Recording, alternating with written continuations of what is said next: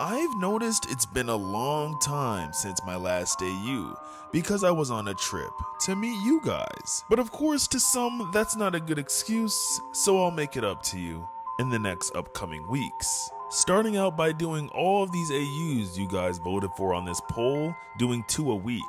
And so today we're jumping into a story about a dog man. And you know what they say, every dog has its day. Originally a comic book series, Dogman is a funny movie where a police dog and a cop get fused together to become a dogman, a part dog, part human hero who fights crime and causes chaos, mostly by accident. And this AU takes the usual silly tone of Dogman and changes it for the greater worse. Starting out in the hospital one cold night, Dogman is laying in the bed, quiet, until he opens his eyes.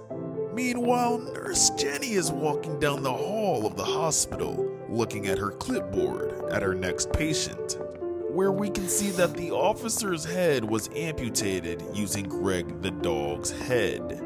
Now in the movie the same thing happens. The officer is pretty chaotic and reckless, while the dog is the smartest one in the duo. Now of course the dog was pretty smart, but anybody with a brain will see that this was disaster waiting to happen. And when disaster finally struck on that faithful day, the nurses decided, why not we just switch out the dog's head and put it on the officer's?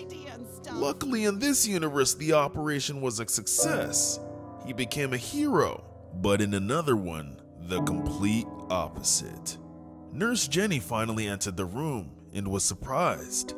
She didn't see Dogman anywhere, so of course she asked, "Where's the body?"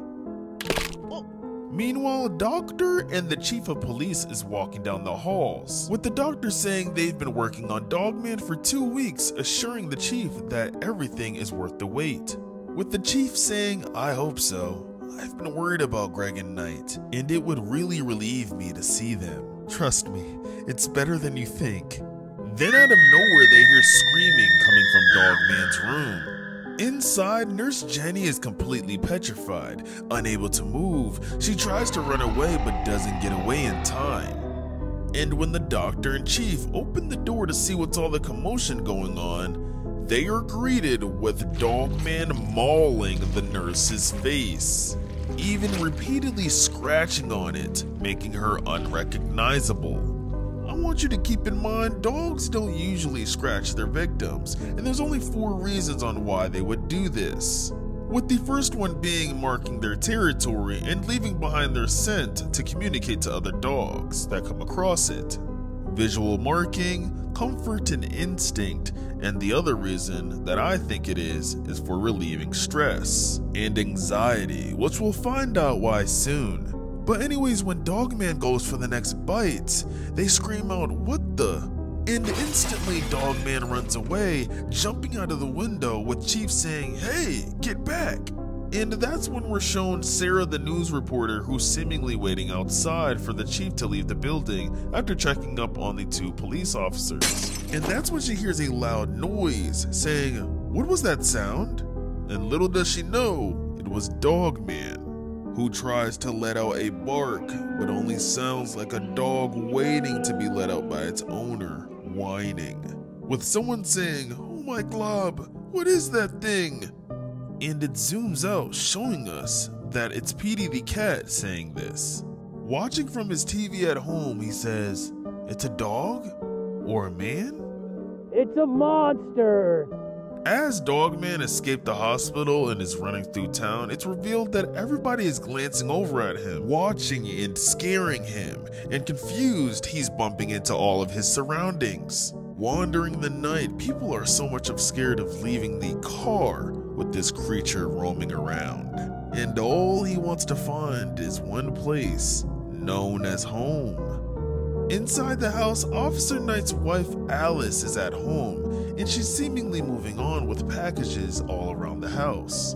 She did end up doing the same thing in the movie, with her telling the landlord that she's not gonna wait around for no dog man to come back home to, which kinda shows how unloyal she is, because at the end of the day, that's still her husband's body.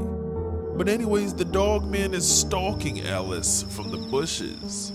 And she's on her phone, clueless, on the front patio, possibly waiting for a taxi to arrive. And then she hears some scuffling and a faint whisper, saying, and when she looks over, she sees Dogman saying, Alice. Then reality sunk in. Alice didn't see a peaceful dogman happy to see his wife.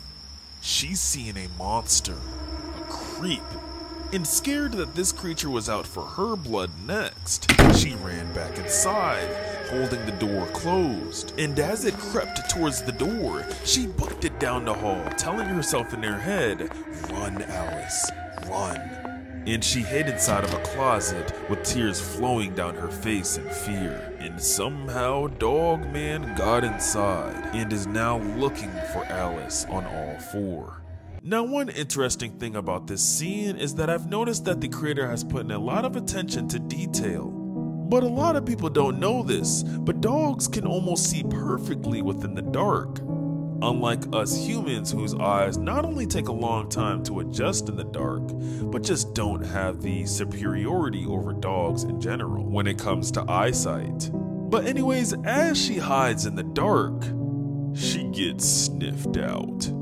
And as the door creaks open, the beast reveals itself. And it goes in for the grab and gets stabbed right in the hand. And it screeches out in pain. Why did you do that to me? Wait, she's not Alice. It's a demon that smells like her. And Dogman yells at what it thinks is a demon, saying, "Where's Alice?" And as Alice screams once again, he yells out, "Where's Alice?" With its psychotic eyes and blood all over its face, it's revealed, and we find out that Dogman's thoughts weren't real, and he was no longer seeing clearly. And that poor woman known as Alice doesn't know that the man that she once loved is now a monster, and also views her as a monster, showing us that not only was Dogman an experiment that went wrong, but a consequence of someone trying to cheat fate. Sometime later, the police arrived at the house and were able to capture Dogman. And we're also told that everything seems to be safe as the monster was taken out of the city, but Chief will never forget everything he's seen that night. And when they found Dogman, he actually was in a weak state and he couldn't move or do anything like move a muscle because he most likely lost a lot of blood, which of course led to him being tranquilized and captured. The next day, the mayor of the city stormed into the chief's office asking, "Could someone explain to me?" And then someone cuts her off saying, "Where did they leave Dogman?" Well, first, you have to know why he exists. Mayor, please. We are in the middle of something important. Of course, the mayor's not having that and gets all up in her face, and she says, sorry? Then she goes completely in on them, saying, "My surprise this morning waking up reading this thing." And that's when on the other side of the table, it's revealed that the doctor is being interrogated by the police, and responds to the mayor by saying, "Well, I think you arrived in time to find out what happened." And that's when the doctor starts to explain the story on how everything went down. One day, they both were in a very delicate life or death situation. Knight's head was slowly dying. And Greg, for his part, his body was going the same way. He had a hard time breathing. The doctor didn't know what to do to help them, until Nurse Lay thought she found a way to solve it.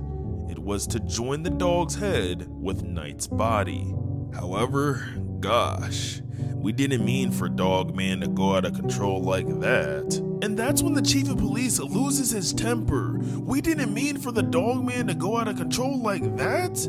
Do you have any idea of the damage caused by their stupidity? Then he jumps over the table and grips his collar, saying, "Do you know the damage and panic that thing caused? The deaths it caused. I will make sure that this Dogman does not hurt anyone else again. Meanwhile, in another part of the city, we're showing Petey the cat, who's not looking so good, and it's also revealed that he couldn't get any sleep all night. And as you can see from the drawings on the whiteboard of Greg and Knight, whatever's been keeping him up all night has something to do with Dogman. And as he sits there and talks to himself, he says, "I can't hide forever. He's going to find me as soon as he finds out I was the one who planted that stupid bomb." And fortunately for him, he gets an idea. That's it. He's going to find me, but not me. Me. Because he will find a clone of me. The clone will die in my place, and I will be free from suffering, thirst for revenge. Eventually, he does some research and surprisingly finds exactly what he's looking for online, which is a cloning machine. And after ordering the machine, it arrives pretty fast, and Petey ends up putting it together. And after using one of his whiskers to start the cloning process, he eventually does it and succeeds. But sadly enough for him, it starts out with the kid version of him. So his plan isn't really going so good, as far as I can say right now. And this is when we get updates on everyone involved after that tragic night. After his questioning from the police, the doctor was put behind bars. As far as the nurse, she will never look pretty again. And she also says, a lot of the time, "I can't feel my face." The mayor ordered for no one to know about this situation. And if you know how the mayor acts within the movie, she's very, let's say, passionate about her job and the perception that the city has. So of course she would demand that nobody know about this, especially the media. And sadly after that, Chief ordered for Dogman to be put to sleep forever.